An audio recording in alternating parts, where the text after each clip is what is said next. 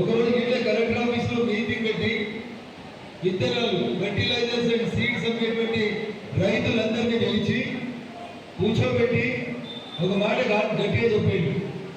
ఎవరన్నా పొరపాటున వరి వేస్తే ఊరేసినట్టు అవుతుంది కాబట్టి ఒక్క దుకాణం యజమాని కూడా వడ్ల గింజలు అమ్మద్దు అని చెప్పి షాపుల యజమానులను పిలిచి కలెక్టరేట్లో మీటింగ్ పెట్టి కూర్చోబెట్టి వరేస్తే ఊరి అని చెప్పి బెదిరించినటువంటి వ్యక్తి ఇవాళ టీఆర్ఎస్ పార్టీ కారు గుర్తుకెళ్ళి ఎంపీ క్యాండిడేట్ గా పోటీ చేసేందుకు వస్తా ఉన్నాడు.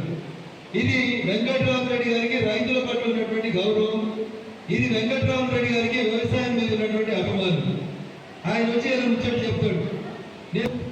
2 బెడ్రూమ్ల కోసం మా దుబ్బాకలో ఎంత కొట్లాడినామో మీకు అందరికీ తెలుసు. కట్టి 5 ఏళ్ళు వదిలేస్తే డబుల్ బెడ్రూమ్ అని నేను గెలిచిన తర్వాత ఏడాది కొట్లాడి ఇక్కడ ఉన్న మీకు అందరికీ కూడా డబుల్ బెడ్రూమ్లు దౌర్జన్యంగా తీసుకుపోయి డబుల్ బెడ్రూమ్లలో కూర్చోబెట్టాల్సినటువంటి పరిస్థితి వచ్చింది. వ్యవసాయ కుటుంబాలకి వచ్చినాం, వ్యవసాయమే మన జీవనాధారం కాబట్టి దయచేసి ఒకసారి ఆలోచించారు. ఓపెన్ మార్కెట్ లో యూరియా ధర, దుక్కి మందు ధర 2,500, 3,000 పెరిగిపోతుంటే సబ్సిడీ తోటి రైతులకి యూరియాను, దుక్కి మందుని సప్లై చేసినటువంటి ప్రభుత్వం నరేంద్ర మోడీ గారి ప్రభుత్వం. అందుకని ఒకసారి మా దుబ్బాకలో రైతన్నలు, దుబ్బాకలో ఉన్నటువంటి ప్రజానీకం అందరూ కూడా మళ్ళీ ఒకసారి ఆలోచించాలి. మే 13న జరిగే ఎన్నికల్లో కారు కోటేశ్వరరావు హరీష్ రావు మంత్రి గారు, చంద్రశేఖర్ రావు ముఖ్యమంత్రి గారు కారు పని గతమైపోయింది 2 లక్షలతో. అందుకని మళ్ళా కార్తీకు పైసలు వచ్చినాయని మోసపోవద్దని మా అక్క చెల్లెలందరూ కూడా స్పష్టంగా ఆలోచించాలి. దుబ్బాక ప్రజలు నీతికి నిజాయితీకి పట్టేటటువంటి మీరు లాస్ట్ 2 రోజులు ఆగం కావద్దు, మోసపడొద్దని మాత్రం స్పష్టంగా మీకు చెప్తా ఉన్నాను. ఒక్కసారి మోసపోతేనే రకరకాలైనటువంటి అవస్థలు దుబ్బాక నియోజకవర్గం పడుతుంది. అసలు ఎమ్మెల్యే గారు దుబ్బాకకు రాడు, క్యాంప్ ఆఫీసులు ఉంటాడు, ఎవరికైనా కష్టం వస్తే ఏడుకోవాలో తెలియదు, ఎవరికి చెప్పుకోవాలో తెలియదు. దాదాపు 5-6 నెలలుగా గెలిచినటువంటి దుబ్బాక ఎమ్మెల్యే గారు దుబ్బాక నియోజకవర్గ ప్రజల సమస్యల గురించి ఏ రోజు కూడా స్పందించింది లేదు. ఏ పేద ప్రజలకు కష్టం వచ్చినా కానీ కనీసం నియోజకవర్గంలో ఒక్క రోజు కూడా ఎట్లున్నారో అని అడిగేందుకు వస్తలేడు ప్రభాకర్ రెడ్డి. ఎప్పుడైనా వచ్చినా 4 పైసలు ఉన్నారో తెలుసుకుంటున్నాడు, 4 రూపాయలు పంచుకుంటున్నాడు, సపరేట్గా పోతున్నాడు తప్ప ఎక్కడ ఏ సమస్య ఉంది, ఏ సమస్యని మనం అడ్రస్ చేయాలి, పేద ప్రజల కష్టాన్ని ఎట్లా తీర్చాలి అనే విషయంలో ప్రభాకర్ రెడ్డి గారికి ఈ నియోజకవర్గం మీద పూర్తిగా అవగాహన లేదు. 3,000, 5,000 కిరాయి కట్టుకోవడం కష్టమవుతుంది. 5 సంవత్సరాల నుంచి కట్టిన డబుల్ బెడ్రూమ్ నాడు ఉంటున్నాయంటే మంత్రి వస్తలేడు, ఎంపీ వస్తలేడు, కలెక్టర్ వస్తలేడని ఇదే వెంకట్రామరెడ్డి టైంపాస్ చేస్తే రఘునందన్ రావు రెడ్డి దుబ్బాక ఎమ్మెల్యేగా మా గరీబులకు ఇండ్లు ఇస్తారా చేస్తారా అని చెప్పి తలుపులు తాళాలన్నీ తీసి అందరినీ కూడా ఇళ్లలోకి తీసుకుపోయి కూర్చోబెట్టినటువంటి బాధ్యత రఘునందన్ రావు రెడ్డి తీసుకున్నాడు. అట్లా సమస్యల మీద అవగాహన ఉన్నటువంటి వ్యక్తిని, పేద ప్రజల కష్టం తెలిసిన వాడిని, గరీబులకు ఏదైనా ఇబ్బంది ఉందంటే దుబ్బాక నుంచి మీరు గెలిపించి పంపిస్తే 3 సంవత్సరాలు అసెంబ్లీలో ఎప్పుడు మాట్లాడినా అంగన్వాడీల కష్టం, ఆశా వర్కర్ల కష్టం, లేకపోతే హోంగార్డుల కష్టం, లేకపోతే స్కూళ్ళలో పనిచేసేటువంటి స్కావెంజర్ల కాడికి వెళ్ళి ప్రతి కష్టం గురించి మాట్లాడింది ఎవరంటే మీ దుబ్బాక ఎమ్మెల్యే తప్ప ఇంకొకరు కాదు. మీకు అందరూ గుర్తుండే ఉంటుంది. చివరి 2 రోజులు మనం అందరం మోసపోయినాం, ఇప్పుడు మళ్ళీ మోసపడుతున్నటువంటి పరిస్థితి వచ్చింది. మోసపడుతున్నామని నేను ఎందుకు చెప్తున్నా అంటే 5 నెలలైంది ఎమ్మెల్యే కలిసి ప్రభాకర్ రెడ్డి అంటారు.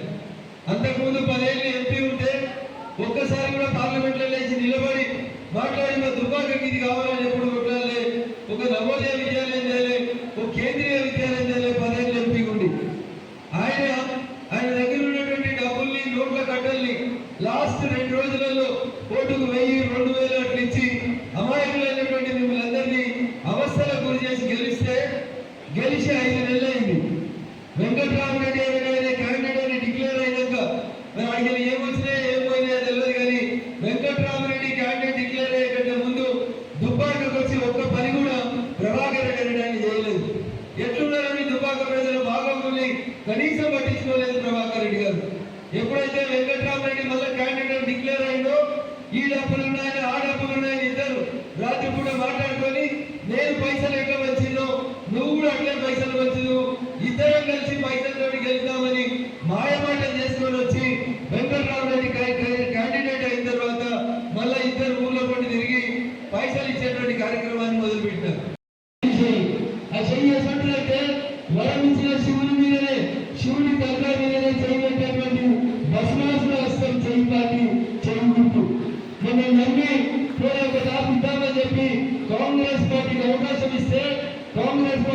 చేసింది, అటు మహిళల్ని ఇటు రైతుల్ని ఏ రకంగా మోసం చేసిందో మీకు అందరూ గుర్తుండే ఉంటుంది.